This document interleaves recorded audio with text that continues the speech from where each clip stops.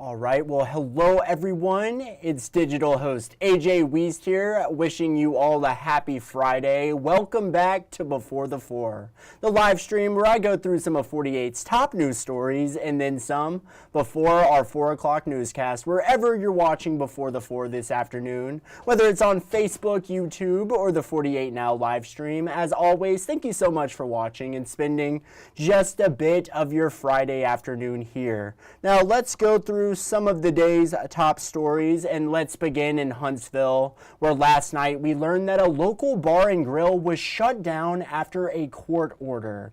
Now, Malcolm Gophers, he is the owner of 708 Bar and Grille on Poplar Avenue, posted a video to Facebook showing Huntsville police officers shutting the doors early yesterday morning. Court documents showed the city of Huntsville was granted a preliminary injunction on the property based on the court determining it's a public nuisance. The city filed a lawsuit against the business back in March, citing multiple incidents of violence and violations of a noise and zoning ordinance, which changed after 5 people were shot on the bar's patio back in 2024. Now, the city claimed the owners have failed to either prevent or deter violence from happening at the property. Gophers, the owner, told 48's Margot Gray that Huntsville police have harassed him and his business for years, even hiring off-duty Huntsville police officers to provide security. Gophers plans to fight this order and reopen as quickly as possible. And of course, tonight, 48's Nick Ballinger will be further following up on this situation tonight at 10, so make sure to stick around for the latest. But now, quite a bit going on tonight and tomorrow across the Tennessee Valley. Let's turn over to 48 First Alert meteorologist Jeff DeNoyer for what to expect weather-wise as we head into the weekend. Jeff? Hey, very good Friday afternoon. We talked about how there would be a chance for some storms here this afternoon into the evening. It could impact some of the high school football games. And yeah, we got some rain happening right now. If you're west of I-65 is where we've had a higher chance of rain so far today. It's really kept the temperatures down. And then if you're along 65 or east, it's been pretty quiet and you've just been hot. So what we have on the radar right now is we do have a storm that has reached severe criteria in Franklin County. It's producing mainly winds up to 50, 60 miles an hour, and that certainly could do some damage. There's a lot of lightning with that storm too. It's moving very slowly and drifting south and east. So the concern also becomes where we have really heavy rain falling in Russellville and down towards Phil Campbell. It's going to rain heavy there for quite some time, probably up until about the 4 o'clock hour. And there's still a scattering of showers and storms to the north. The plan here is that as this moves east, a lot of it will hit almost a wall along I-65 and start to fizzle out. So I think if you're along 65 and west through early evening, you would have a higher chance of having some rainfall once that rain moves out, mainly dry overnight. Next rad radar, you can see where all the lightning strikes are in Russellville, another area of lightning strikes just to the west of Phil Campbell. And all that is doing is producing some very heavy rain right in the Littleville area. This is right along 43 as it drifts south and east into Lawrence County. So any isolated evening storms will provide some locally heavy rain. More areas will likely stay dry than get wet. And then for the day on Saturday, maybe an isolated storm in the afternoon, but kind of reaching here. I think it's mainly dry and just hot. We're around 90. That will hold true on Sunday and for Monday, around 90, slight chance of storms. And then a much higher chance of rain by the middle of the week. And eventually that will help drop the temperatures by Wednesday, Thursday, and Friday. Well, certainly good to know. Thank you, Jeff. And you guys already know the drill. If you're watching at home right now, you're probably aware of 48 First Alert Weather Extra. That will be streaming tonight at 9:30 here in the CTV Center. You can watch it wherever you're watching Before the Four this afternoon. But First Alert meteorologist Jeff DeNoyer, he'll be back here and he'll have all the latest he is seeing on the radar as we head into the weekend. You're just not going to want to miss it. Feel free to leave a comment. Jeff will shout you out. He always has a great time with it. So that is just something you're just not going to want to miss. Weather Extra. But now, turning to a story in case you missed it, yesterday a baby was surrendered at a safe haven baby box located in Muscle Shoals. This is the first baby to have been surrendered at this location since it opened last year. 48's Aria Pons with more.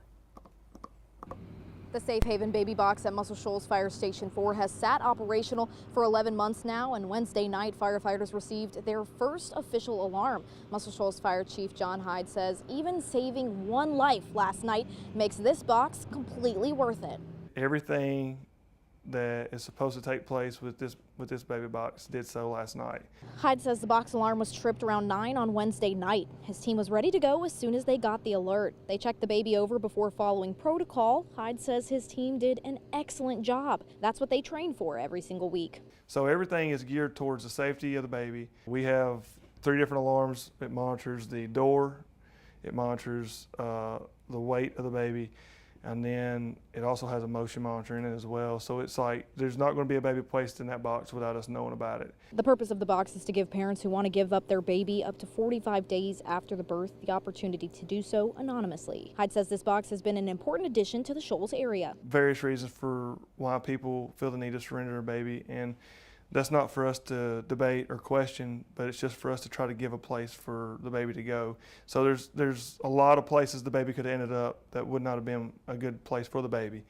And this give a baby a chance at life. The Children's Policy Council, the one who initiated the installment, says they are going to seek more funding to install at least one more box right here in the Shoals. Reporting in Muscle Shoals, Aria Pons, 48 on your side.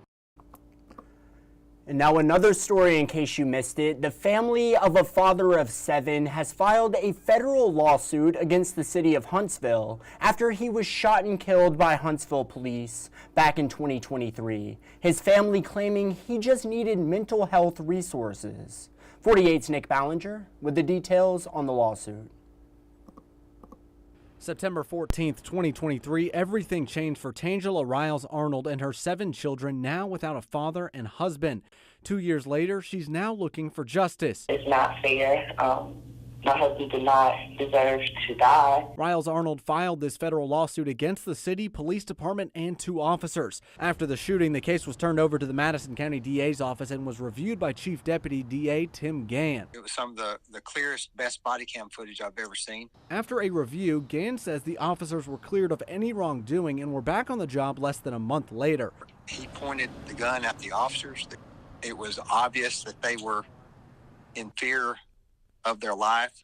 2 days before the shooting, Arnold called police saying her husband, who had a history of mental illness and even suicide attempts, needed help. I reached out. I told them that he was having a mental health crisis. He needed help. He needed stabilization. Instead of help or even taking his gun away, she says police trespassed him from his home. When he showed back up 2 days later, she called 911 again.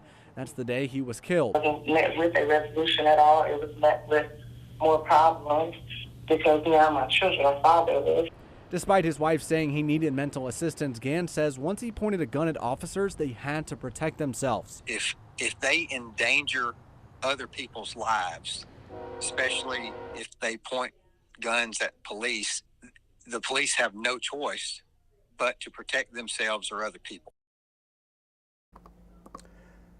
And now we're going to head to break, but coming up, previewing a major event happening all day tomorrow in Fort Payne. And you already know, talking about some pigskin here in North Alabama as we're rolling into week 4 of the high school season. It's all ahead. We'll go through it all in 1 minute.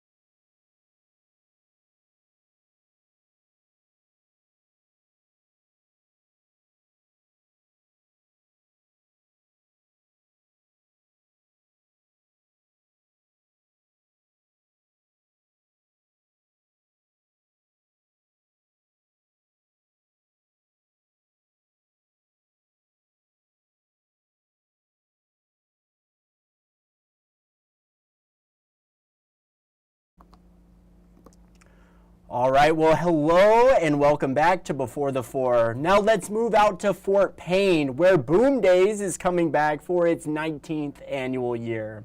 And this year's event is featuring If I Die Young performer, the band Perry, along with tons more. 48's Will Eldridge with everything we can expect tomorrow. Boom Days starts tomorrow, and you can tell the city is nearly ready. The massive stage behind me is ready to go, and most of the vendors and tents are already here. Downtown Fort Payne is starting to look a little different as the city prepares for the 19th annual Boom Days Festival. Officials say they plan for this event year-round. This year, guests can expect live music from the band Perry and other artists, as well as vendors selling art and even chainsaw demonstrations. Trisha Dunn, the HR director for the city, tells me why Boom Days isn't just a big deal for the guests.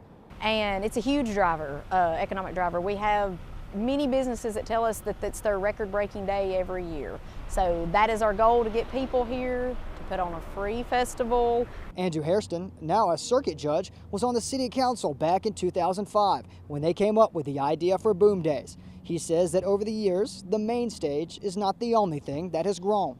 We've grown every year. The first year we had about 2,000 people, and now we expect anywhere between 10 and 12,000 people tomorrow night. That's our average. Boom Days is set to begin with live music Friday night at 6, and on Saturday, the festival will run from 10 a.m. to 9:30 p.m. Reporting in Fort Payne, Will Eldridge, 48, on your side. Well, certainly good to know, and I see we have a comment from my good friend Joseph. What are you doing this weekend, Joseph?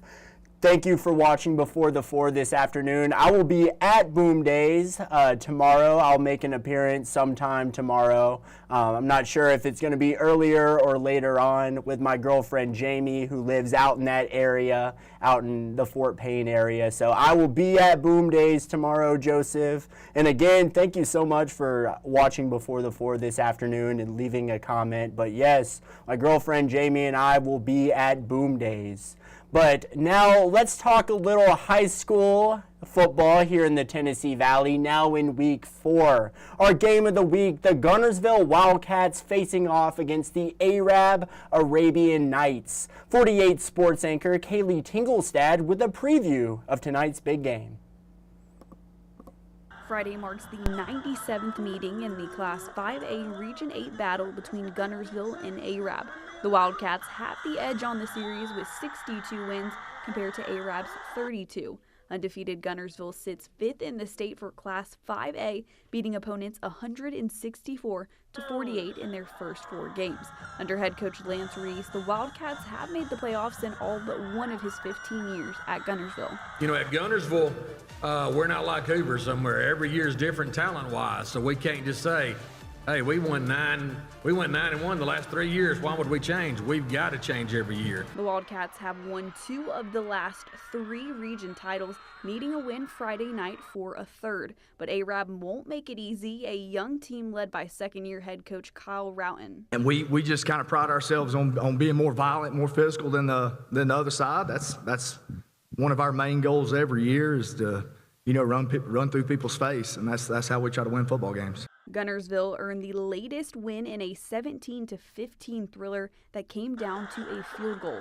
There's a lot on the line in this year's battle, both teams entering 2-0 in region action. The winner on Friday night will either share or hold sole possession of first place in the region. Kaylee Tinglestad, 48 Sports, on your side. Looked like a touchdown to me, and plenty of other big games happening tonight. Make sure to head over to WAFF.com, our sports section, and click on sports scores for all the real-time high school football scores across the valley as they come in. And also, you're just not going to want to miss our digital tailgate tour show starting this afternoon at 5:35 for all the pregame happenings down in Arab. You can watch that wherever you're watching Before the Four right now. Then, of course, tonight at 10, we have our 48 Blitz show, and at 10:30, 48 Blitz OT for all the scores and highlights from week 4.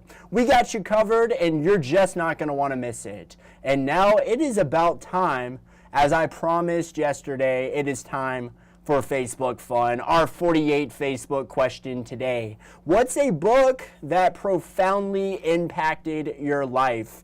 And there have been several books that profoundly impacted my life. A lot of them came in one of my religion courses that I took back in college.